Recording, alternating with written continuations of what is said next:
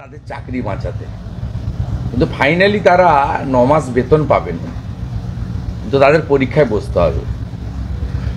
পরীক্ষা করাবে কারা? দুর্নীতিগ্রস্ত এসএসসি। এবং নির্বাচনের আগে তৃণমূল কংগ্রেস আবার টাকা তুলবে।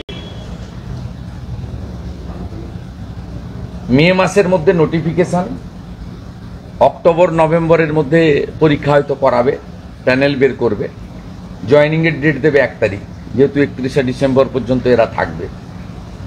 এবং এই যে 18,000 অ্যাপ্রক্স সংখ্যাটা আমি এক্সাক্ট বলতে পারবো না, তাতে কতজন এই 8-9 বছর ধরে 17-18তে ফ্রেশ অ্যাপয়েন্টমেন্টগুলো হয়েছিল, 16র পর থেকে। 18র পর থেকে তো বিক্রি হয়েছে, 18র পর থেকে জেনুইন অ্যাপয়েন্টমেন্ট হয়নি। প্রথম যে লটগুলো জেনুইন ছিল, তো সেই যাদের ওএমআর,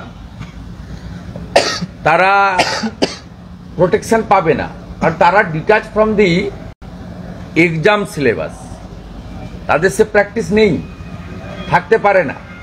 তারা চেষ্টা করবেন, তারা মেধাযুক্ত, 3-4 মাস 2-3 মাস হাতে পাবেন পড়াশোনা করার জন্য। কিন্তু আমার মনে হয় না যারা চাকরি না পেয়ে আবার চাকরি দেওয়ার পরীক্ষার জন্য প্রিপারেশন নিচ্ছেন, তাদের সঙ্গে এদের অনেকে এঁটে উঠতে পারবেন না।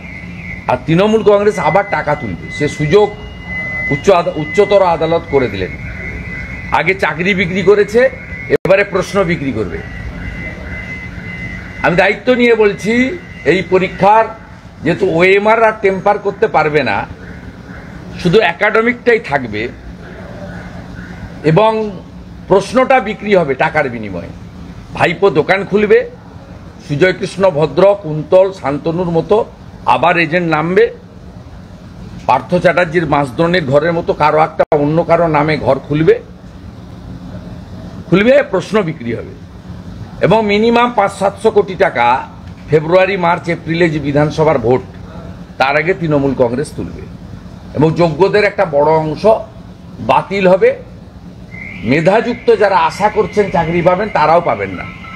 তারা তো প্রশ্ন জানতে পারবেন না, তারা প্রশ্ন কিনতেও পারবেন না। প্রশ্ন বিক্রি করবে তৃণমূল, প্রশ্ন কিনবে যাদের অর্থ আছে।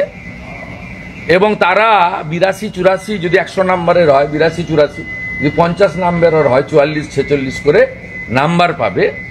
এবং ওএমআর এর নাম্বার জাম্প করে গেলে ভাইবা তো ওদের হাতে থাকবে 10 নম্বর। 10 নম্বর তো তৃণমূলের হাতে আছেই। 9.5, 9.25 দেবে। আর যাদেরকে বাতিল করতে হবে তাদেরকে 2 দেবে, 1 দেবে, 1.5 দেবে। শুধু একাডেমিকটাই পারবে না টেম্পার করতে। ওএমআর খাতা টেম্পার হবে না, প্রশ্ন বিক্রি হবে, এবং তৃণমূল আবার 500 কোটি টাকা তুলবে নির্বাচন।